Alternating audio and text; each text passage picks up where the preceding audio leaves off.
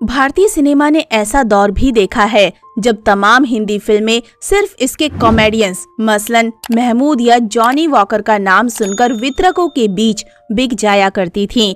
वहीं दक्षिण भारत में एक अभिनेत्री ऐसी रही जिसने अकेले अपने बूते पर ना जाने कितनी फिल्मों की नैया पार लगा दी। नाम था विजय लक्ष्मी। लेकिन विजय लक्ष्मी के चाहने वालों का सैलाब तब आया जब फिल्मों में इन्हें नाम मिला, सिल्क स्मिता।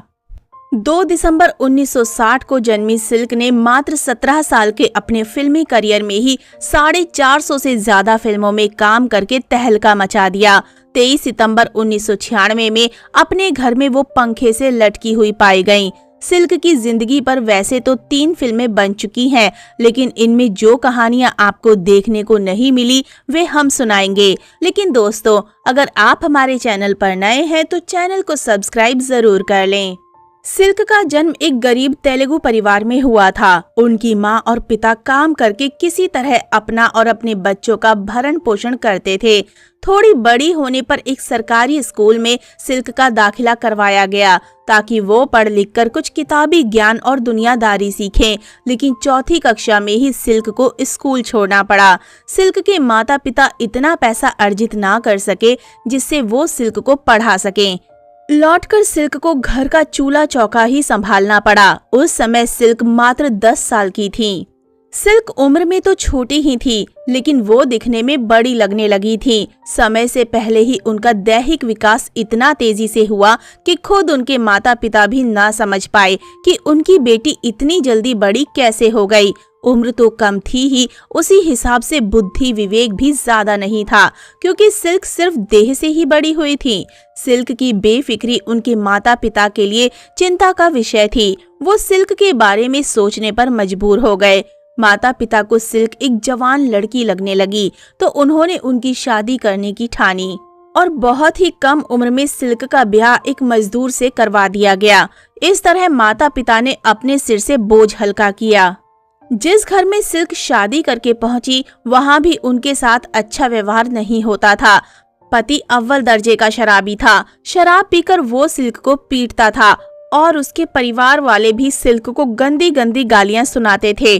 कभी कभी उनके देवर और नंद उन्हें पीट भी दिया करते थे। उन्हें समझाने वाला कोई नहीं था, इसलिए वो अपने घर को संभाल ना सकी और सिल्क घर छोड़कर भाग गईं और सीधा चेन्नई पहुंच गईं। वहां पहुंचकर उन्होंने दक्षिण भारतीय फिल्मों की एक अभिनेत्री के यहाँ नौकरानी का काम करना शुरू कर दिया। सिल्क बचपन से ही फिल्में देखने की बहुत शौकीन थी। उन्हें जब भी फिल्म देखने का मौका मिलता तो वो अपनी दुनिया को छोड़कर उस फिल्मी दुनिया में ही कहीं खो जाती। इस अभिनेत्री के घर एक नौकरानी के रूप में काम करने का मौका सिल्क ने इसलिए ही नहीं छोड़ा क्योंकि उनकी भी इच्छा कुछ ऐसा ही करने की थी। सिल्क ने घर के काम भी बचपन से ही किए थे, इसलिए उस अभिनेत्री के घर को भी सिल्क ने बहुत अच्छे से संभाला। अब सिल्क उस अभिनेत्री के निजी कामों में भी हाथ बटाने लगी थी। यहाँ तक कि उस अभिनेत्री का मेकअप करके उसे तैयार करने का काम भी सिल्क ने ही करना शुरू कर दिया था। यहाँ काम करने का सिल्क को एक फायदा और मिल रहा था। वो उस अभिनेत्री से मिलने आने वाले फिल्म निर्माता और निर्देशकों से भी जान पहचान बढ़ाने लगी थी। एक दिन एक जाने माने फिल्म निर्माता की गाड़ी देखकर सिल्क बहुत प्रभावित हुई और वो दूर से ही खड़े होकर उसे निहारने लगी। इस पर उनकी मालकिन ने तंज कसते हुए कहा कि इस बड़ी गाड़ी को देखकर कहीं उसमें बैठने का सपना तो नहीं देख रही हो।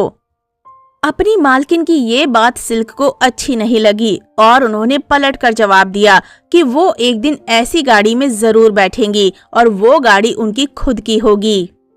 सिल्क ने फिल्मों के लिए ऑडिशन देना शुरू कर दिया। वो किसी एक्टिंग स्कूल तो नहीं गई थी और ना ही उन्होंने कहीं और से अभिनय सीखा। बस ऑडिशन देकर ही चीजों को धीरे धीरे सीख रही थी।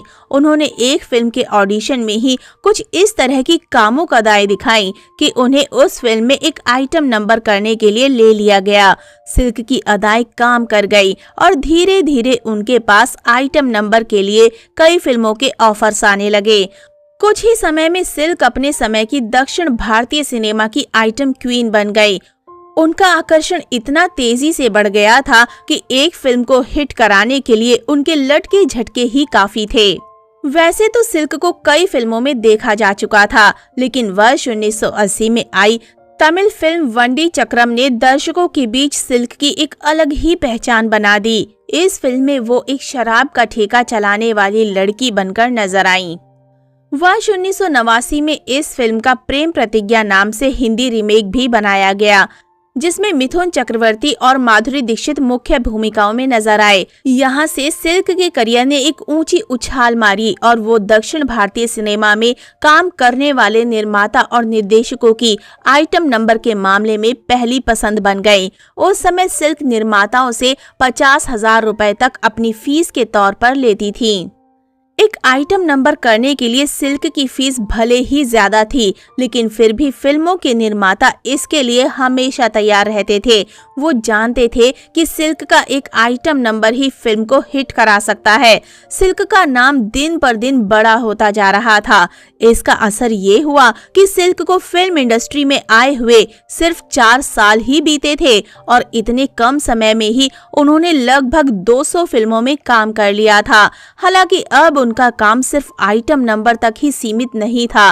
वो फिल्मों में कुछ छोटे मोटे और कभी कभी बड़े किरदारों में भी नजर आ रही थी। तमिल फिल्म इंडस्ट्री में कमल हसन और रजनीकांत दोनों के साथ सिल्क ने खूब काम किया। वर्ष 1983 में आई हिंदी फिल्म सदमा से सिल्क स्मिता ने हिंदी फिल्म इंडस्ट्री में कदम रखा। उनका इस फिल्म में होना भी एक जरूरत ही माना गया। उस समय सिल्क स्मिता के चर्चे चारों तरफ थे और ये फिल्म वर्ष 1982 में आई तमिल फिल्म मुंदरम पिराई का रीमेक थी। फिल्म के निर्देशक बालू महेंद्र को इस फिल्म की कहानी बहुत धीमी लगी। वो इसमें कुछ तड़कता भड़कता करना चाहते थे और चाहते थे कि फिल्म के मुख्य कलाकार कमल हसन और श्रीदेवी के बीच कुछ बोल्ड सीन्स फिल्माए जाएं।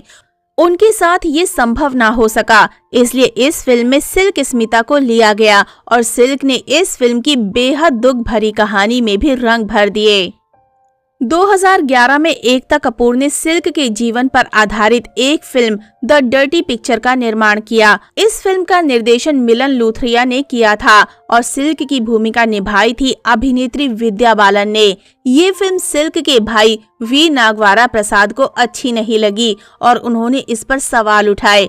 उठती आवाज को देखते हुए एकता कपूर ने तुरंत अपना बयान बदल दिया और उन्होंने कह दिया कि ये फिल्म सिल्क स्मिता के जीवन पर आधारित नहीं है। इसके बाद कन्नड़ भाषा में भी डर्टी पिक्चर सिल्क सकत हॉट नाम की एक फिल्म बनाई गई, जिसमें सिल्क का किरदार पाकिस्तानी अभिनेत्री वीना मलिक ने निभाया था। सिल्क की जीवन पर ही मलयालम भाषा में भी क्लाइमेक्स नाम की फिल्म बन चुकी है। इस फिल्म में सिल्क के रूप में सना खान नजर आई थी। तो दोस्तों अभी के लिए बस इतना ही। मिलते हैं अगली वीडियो में, तब तक आप सब अपना ध्यान रखिए। Bye bye.